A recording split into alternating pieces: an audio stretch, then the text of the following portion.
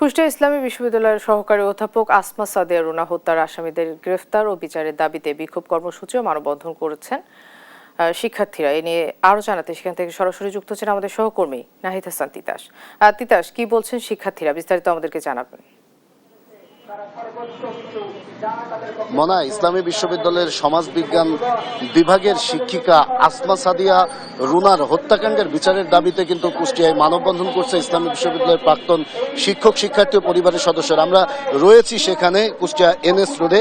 এখানে কিন্তু শত শত যারা ইসলামী বিশ্ববিদ্যালয়ের প্রাক্তন এবং বর্তমান শিক্ষার্থীরা রয়েছে তারা কিন্তু মানববন্ধনে দাঁড়িয়েছেন এবং তাদের একটাই দাবি যে এই যে রুনা শিক্ষিকা রুনাকে যে নৃশংসভাবে হত্যা করা হয়েছে এর সাথে যারা জড়িত, এর সাথে যারা জড়িত আছে তাদেরকে খুঁজে বের করতে হবে এবং তাদেরকে গ্রেপ্তার করতে হবে। এছাড়াও আজকে তারা কিন্তু এক প্রকার ক্ষোভ প্রকাশ করছে যে আজ 3 দিন পার হয়ে যাওয়ার পরেও একমাত্র কিন্তু যে কর্মচারী ফজলুর রহমান ছাড়া কিন্তু আর কোনো আসামিকে কিন্তু গ্রেপ্তার করেনি পুলিশ।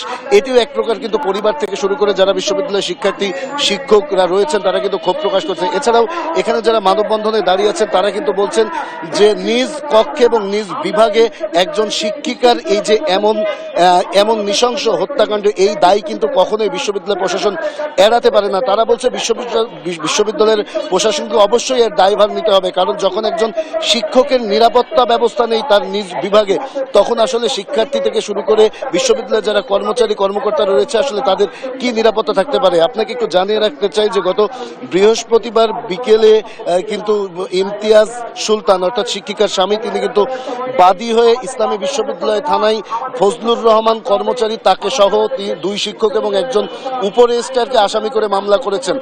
এরপরে পুলিশ শুধুমাত্র চিকিৎসাধীন অবস্থায় ফজলুর রহমানকে গ্রেপ্তার করেছেন এবং বাকি 3 জন কিন্তু এখনো ধরাছোঁয়ার বাইরেই রয়েছে। এই ছিল কুষ্টিয়ায় ইসলামী বিশ্ববিদ্যালয়ের শিক্ষক শিক্ষার্থীদের মানববন্ধন থেকে আমার কাছে সর্বশেষ খবর।